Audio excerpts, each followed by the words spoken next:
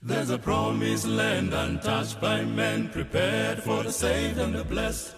A city built for square, far away somewhere, as a home for the saints to rest. So many have tried, but they couldn't describe all the beauties on that bright shore. For it's never entered into the hearts of men what the Father has in store. Quoi de plus normal que rêver? Certains rêves sont effrayants, d'autres sont singuliers. Certains sont tristes, d'autres agréables.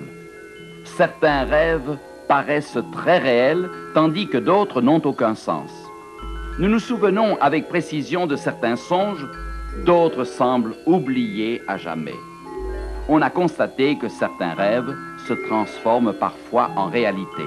Oui, cela arrive.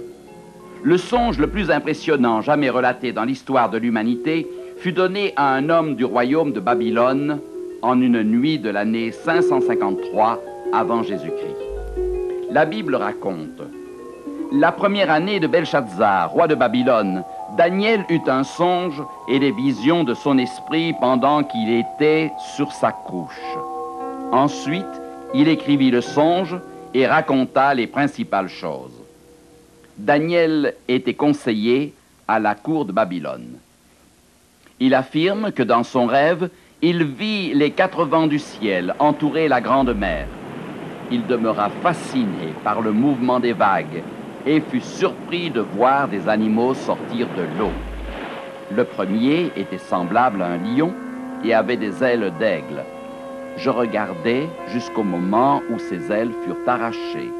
Il fut enlevé de terre et mis debout sur ses pieds comme un homme, et un cœur d'homme lui fut donné. Daniel eut à peine le temps de noter la scène qui se déroulait devant ses yeux, qu'une autre bête sortit de l'eau. Et voici un second animal, était semblable à un ours, et se tenait sur un côté. Il avait 3 côtes dans la gueule entre les dents, et on lui disait « Lève-toi, mange beaucoup de chair ». L'ours qui se tenait sur le côté fut bientôt suivi par un autre animal étrange. Et voici, un autre était semblable à un léopard et avait sur le dos 4 ailes, comme un oiseau. Cet animal avait 4 têtes et la domination lui fut donnée. Daniel demeura perplexe devant l'apparence des 3 premiers animaux, mais ensuite, un monstre redoutable sortit de l'eau. Après cela, je regardais pendant mes visions nocturnes, et voici, il y avait un 4e animal, terrible, épouvantable et extraordinairement fort. Il avait de grandes dents de fer. Il mangeait, brisait, et il foulait aux pieds ce qui restait. Il était différent de tous les animaux précédents, et il avait 10 cornes. Cet animal était d'une apparence si terrifiante que Daniel ne put le comparer à aucun autre animal. L'attention de Daniel fut retenue par les 10 cornes. En les observant, il vit qu'une 11e corne s'élevait parmi les 10 premières. Je considérai les cornes, et voici, une autre petite corne sortit du milieu d'elle, et 3 des premières cornes furent arrachées devant cette corne. Et voici, elle avait des yeux comme des yeux d'homme, et une bouche qui parlait avec arrogance. Daniel fut intrigué. Il se rendait compte que son rêve n'était pas ordinaire, mais quelle pouvait en être la signification? Il écrit « Les visions de ma tête m'effrayèrent ». Daniel désirait connaître la signification de son rêve. Il demanda à un ange de l'éclairer. Il me le dit et m'en donna l'explication. Ces 4 grands animaux, ce sont 4 rois qui s'élèveront de la terre. Ce verset donne une première précieuse indication. Ces bêtes représentaient 4 royaumes qui se succéderaient sur la terre. Aujourd'hui encore, nous nous servons d'un même genre de symbolisme.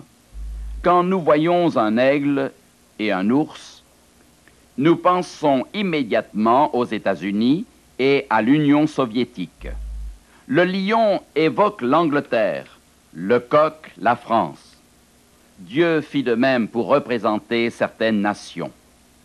Que représente cette grande mer et les 4 vents? La plupart des symboles utilisés dans les prophéties bibliques s'y retrouve plusieurs fois. Nous lisons dans l'Apocalypse, « Les eaux que tu as vues, ce sont des peuples, des foules, des nations et des langues. » En d'autres termes, ces 4 animaux représentent des nations. Les vents qui soufflaient évoquent les conflits et les guerres qui ont marqué le début et la chute de ces empires. Ce que Daniel avait vu en rêve illustrait la succession d'événements internationaux à venir. Dieu avait permis à Daniel d'écarter le rideau du temps. Il est intéressant de noter que ce n'était pas la première fois que Dieu accordait à Daniel un tel privilège. Bien que 50 ans se soient écoulés depuis la révélation de la grande statue du songe de Nebuchadnezzar, Daniel fut sans aucun doute frappé par la similitude des 2 rêves. La statue vue par Nebuchadnezzar était composée de 4 parties: la tête d'or, la poitrine et les bras d'argent, le ventre et les cuisses d'airain, les jambes de fer et les pieds de fer et d'argile.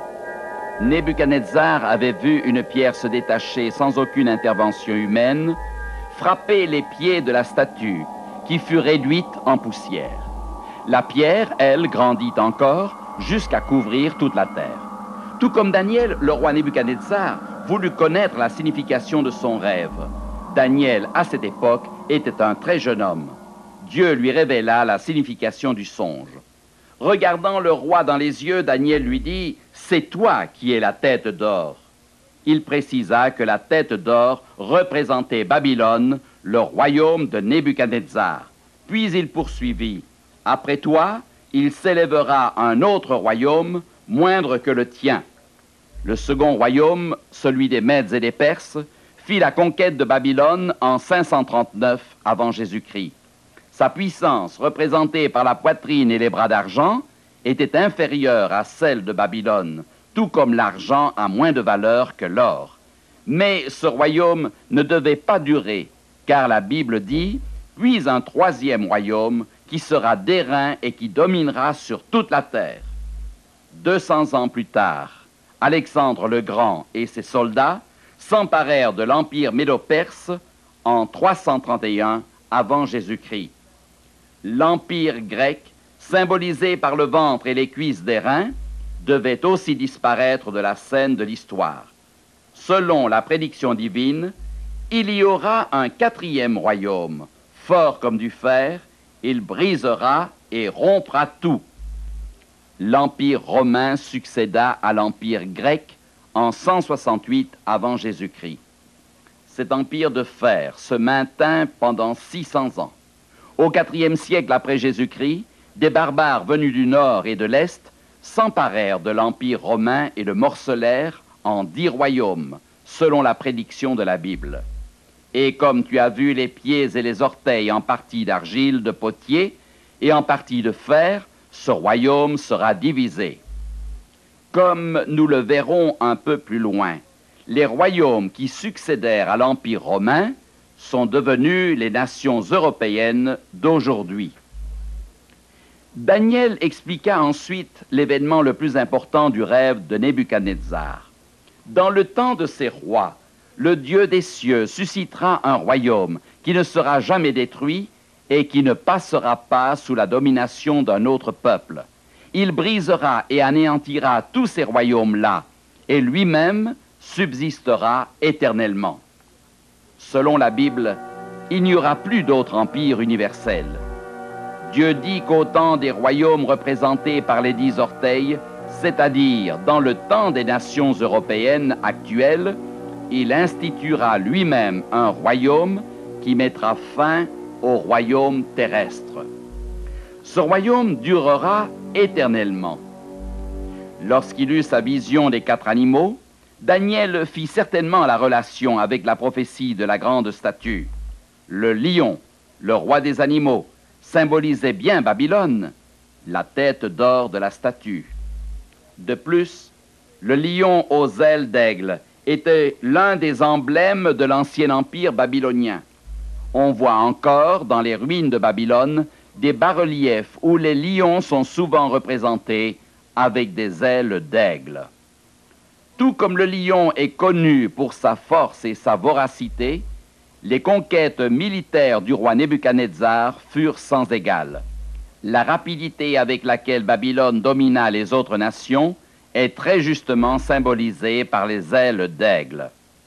Dans le livre de Jérémie, Dieu prédit que les armées babyloniennes envahiraient le pays d'Israël et détruiraient ses villes.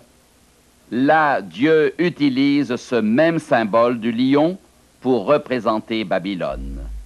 Le lion s'élance de son taillis. Le destructeur des nations est en marche. Il a quitté son lieu pour ravager ton pays. L'orgueilleux et puissant roi de Babylone croyait que son royaume durerait à toujours. Il ne pouvait imaginer qu'une autre nation pourrait un jour succéder à son empire. Mais Dieu dit que les ailes du lion lui seraient arrachées et qu'un cœur d'homme lui serait donné. Dieu prédisait ainsi que Babylone s'affaiblirait. Il en fut ainsi.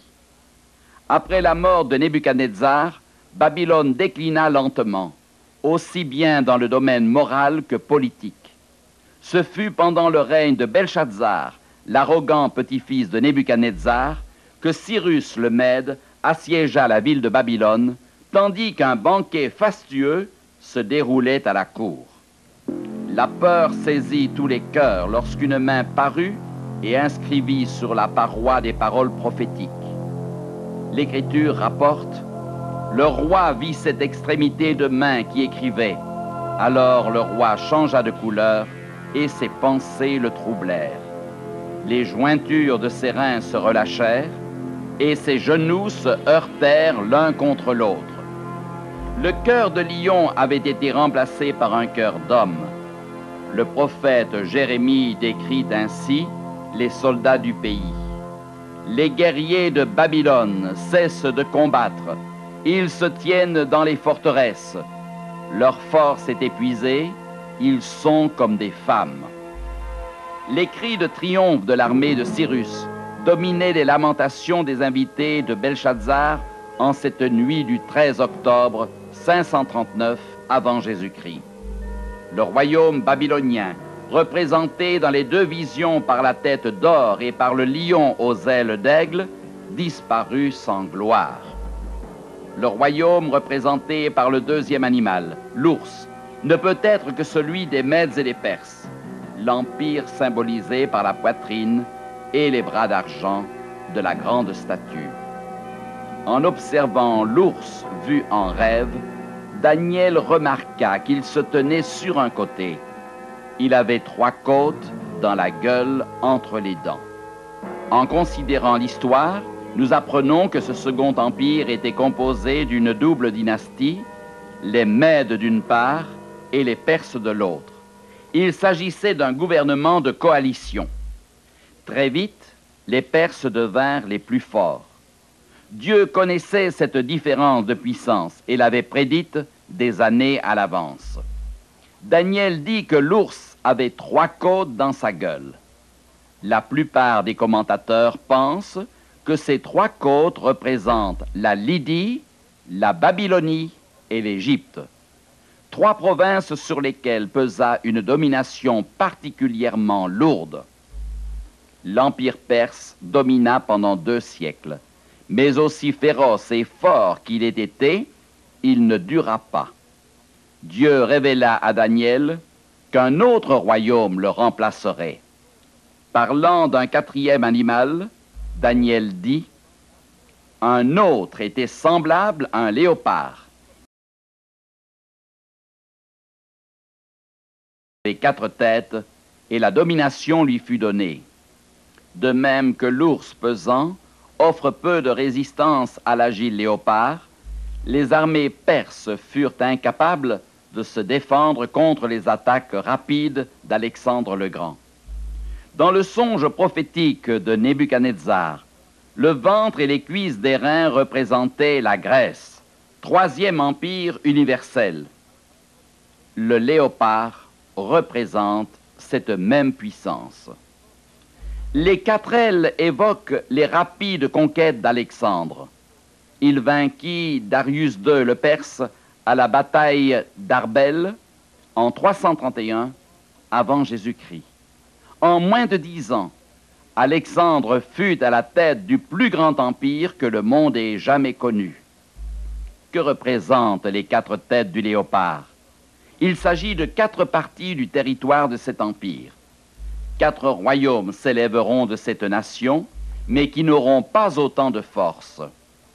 L'histoire rapporte que l'empire grec fut divisé en 4 régions. 7 ans après la grande victoire d'Alexandre à Arbel, il mourut âgé de 32 ans. Avant même son enterrement, une course sanglante au pouvoir se déclencha, d'abord parmi les membres de sa famille, puis parmi ses chefs militaires. La lutte dura 22 ans. Finalement, 4 généraux d'Alexandre prirent le pouvoir. L'empire grec avait maintenant 4 têtes: Cassandre, Lysimaque, Ptolémée et Séleucus. Il est en général difficile de maintenir une seule tête dans la bonne direction. Que vous arriverait-il si vous en aviez 4? Chaque tête s'efforçant de dominer les autres, ce serait le chaos. Ce fut le sort de l'Empire grec. Les 4 généraux d'Alexandre étaient des ambitieux. Chacun voulait être le seul souverain. L'histoire nous apprend qu'ils tournèrent leurs épées les uns contre les autres et l'Empire s'écroula dans une multitude de conflits. La lutte se poursuivit entre les successeurs des 4 généraux et finalement, le 22 juin 168 avant Jésus-Christ, à la bataille de Pydna, l'Empire d'Alexandre le Grand s'écroula, 144 ans après sa mort. Il restait le 4e animal. L'ange indiqua à Daniel que ce 4e royaume serait différent des autres. Extrêmement puissant, il détruirait ses victimes de ses énormes dents de fer. Il est dépeint comme une puissance cruelle et corrompue. On ne pourrait trouver plus juste description de l'Empire romain. Il fut plus brutal et impitoyable que les précédents, exterminant parfois des populations entières. Quand les Romains ne détruisaient pas et n'emprisonnaient pas les vaincus, ils les vendaient comme esclaves. Remarquons que Daniel décrit les dents de fer de cette bête monstrueuse et que dans le songe du roi Nebuchadnezzar, le 4e royaume était représenté par des jambes de fer. Daniel se posa des questions au sujet de cet animal indescriptible et plus spécialement au sujet de ces 10 cornes. Il dit: « Je considérais les cornes, et voici, une autre petite corne sortie du milieu d'elle, et 3 des premières cornes furent arrachées devant cette corne. » Ensuite, l'ange dit à Daniel que les 10 cornes, ce sont 10 rois qui s'élèveront de ce royaume. Daniel se rappela le détail des 10 orteils de la statue, représentant la division de l'Empire romain, prophétie qui s'accomplit en 476 après Jésus-Christ, lorsque les tribus barbares s'élancèrent sur l'Empire. Ainsi, les 10 cornes de cette bête monstrueuse et les 10 orteils de la statue de métal représentent 10 royaumes plus petits qui survivraient au démantèlement de l'Empire romain. 7 de ces royaumes ou nations existent encore aujourd'hui. Les Alamans, les Allemands, les Francs, les Français, les Saxons, les Anglais, les Visigoths, les Espagnols, les Burgondes, les Suisses, les Lombards, les Italiens, les Suèves, les Portugais, les Hérules, les Vandales et les Ostrogoths ont disparu. La petite corne s'élevant au milieu des autres intrigua Daniel. Et voici, elle avait des yeux comme des yeux d'homme et une bouche qui parlait avec arrogance. Cette description bouleversa Daniel, qui écrivit: « Moi, Daniel, j'eus l'esprit troublé au-dedans de moi, et les visions de ma tête m'effrayèrent. » Pourquoi l'apparition de cette petite corne le perturba-t-elle? Daniel l'explique. Je vis cette corne faire la guerre aux saints et l'emporter sur eux. Il prononcera des paroles contre le Très-Haut. Il opprimera les saints du Très-Haut et il espérera changer les temps et la loi. Et les saints seront livrés entre ses mains pendant un temps, des temps et la moitié d'un temps.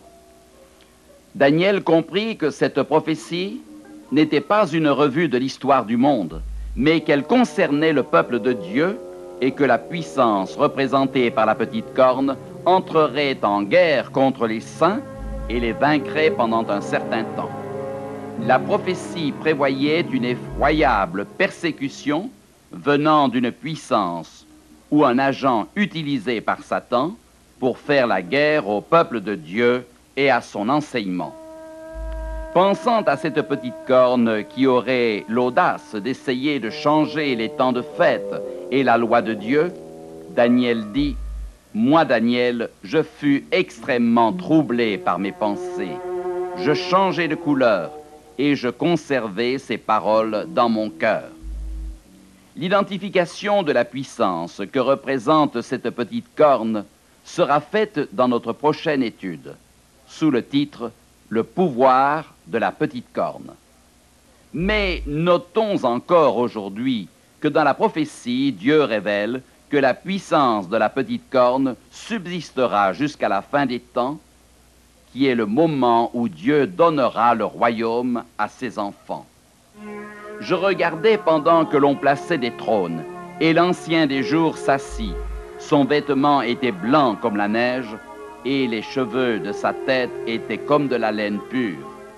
Son trône était comme des flammes de feu, et les roues comme du feu ardent. 1000 milliers le servaient, et 10 000 millions se tenaient en sa présence. Les juges s'assirent, et les livres furent ouverts. Daniel vit Dieu le Père, l'Ancien des jours, venant s'asseoir sur un trône glorieux, afin d'accomplir une mission précise.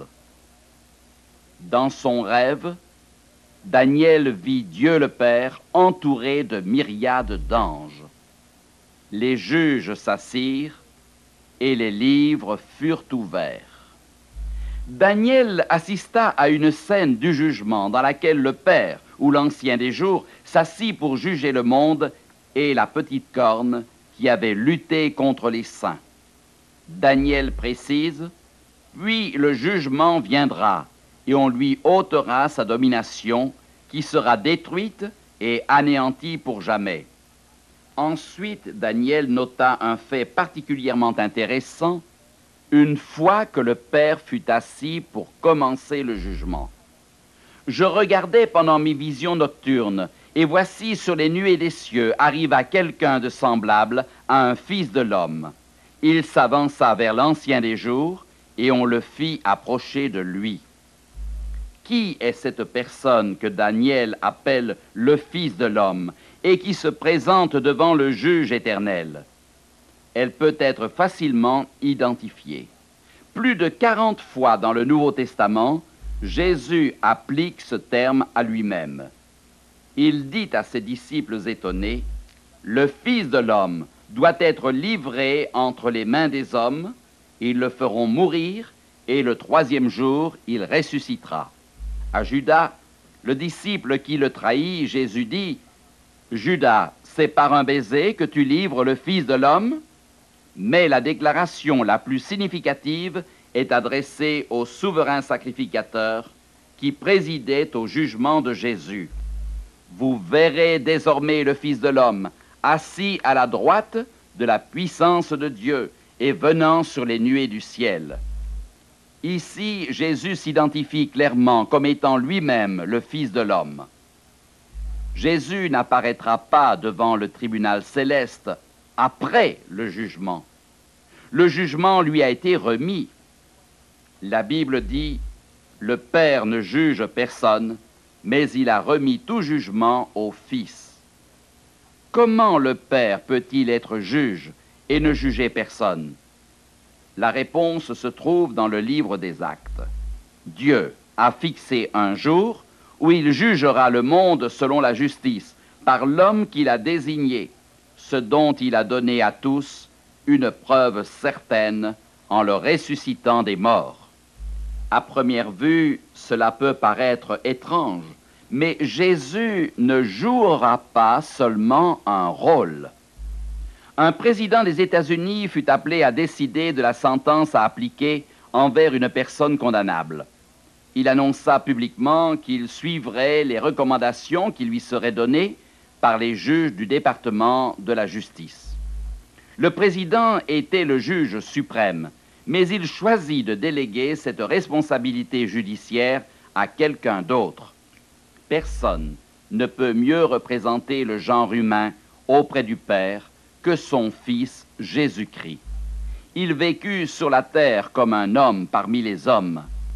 Il comprend parfaitement la faiblesse humaine, puisqu'il a connu les mêmes tentations, les mêmes angoisses, la même solitude, la même pauvreté, la même douleur. Il a souffert la persécution, le ridicule et la trahison, comme beaucoup d'enfants de Dieu aujourd'hui. Plus explicitement, Dieu dit, « Certes, je suis le juge, mais mon verdict sera celui que rendra mon Fils. » Christ aura une double responsabilité au tribunal au moment du jugement. Il est notre avocat et il recommandera aussi le verdict à son Père, le souverain juge. Il semble que Daniel concentra à un tel point son attention sur la petite corne qu'il anticipa les événements et précisa à son sujet de nombreux faits qui devaient survenir dans une période de temps au cours de laquelle les actions de chacun seraient considérées. Cette période est le temps de l'enquête, du jugement, au cours de laquelle une décision doit être prise pour déterminer ceux qui feront partie du royaume éternel de Dieu, dont Christ a acquis la domination. On lui donna la domination, la gloire et le règne. Et tous les peuples, les nations et les hommes de toute langue le servirent. Sa domination est une domination éternelle qui ne passera pas, et son règne ne sera jamais détruit. Daniel donne d'autres détails au sujet de ce royaume. Le règne, la domination seront donnés au peuple des saints du Très-Haut, le peuple de Dieu. Ceux qui auront été sauvés seront considérés comme héritiers avec Christ et administreront son royaume à perpétuité. Les saints du Très-Haut recevront le royaume et ils posséderont le royaume éternellement, d'éternité en éternité. Cette prophétie confirme celle du second chapitre de Daniel. C'est une confirmation de l'établissement du royaume de Dieu, représenté par la pierre, qui se détache sans aide humaine et heurte les pieds de la statue pour devenir une grande montagne et remplir toute la terre. La prédiction annonce que du temps des nations de l'Europe moderne, Dieu établira son royaume.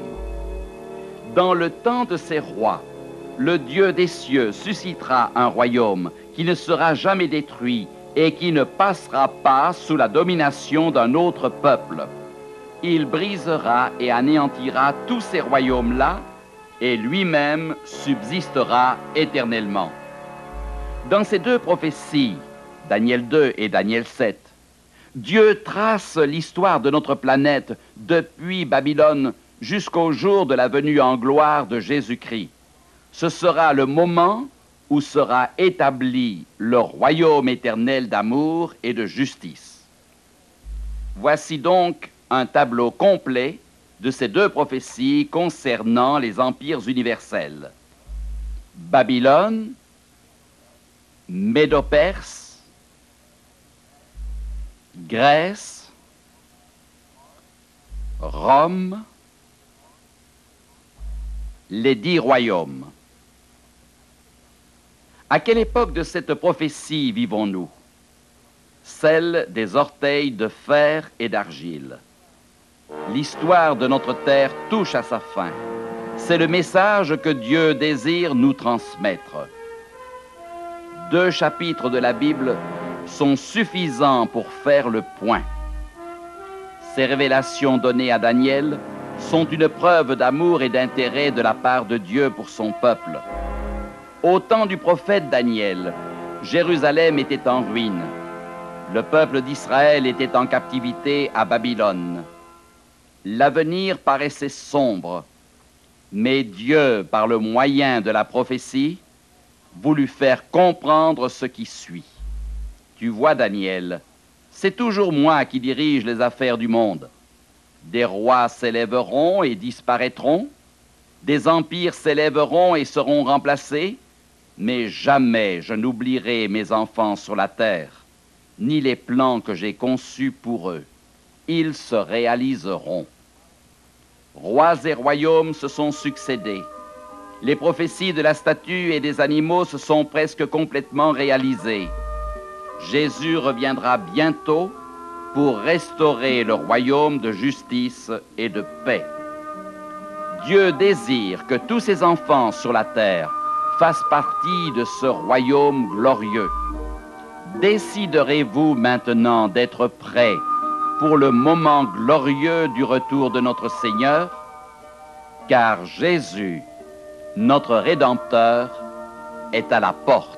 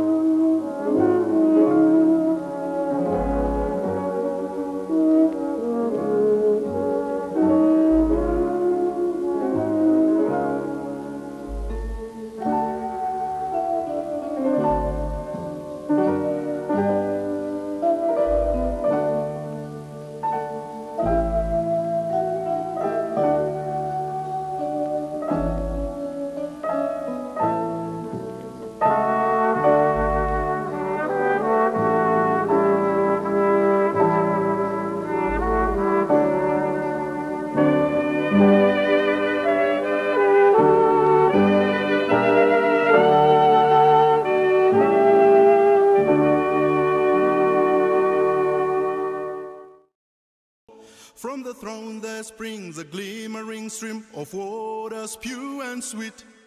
And it flows by the tree of life on its way to the crystal sea. And the precious stones that the walls rest on are of 12 different kinds. Oh, and the night will cease, for the Prince of Peace is the light that forever shines.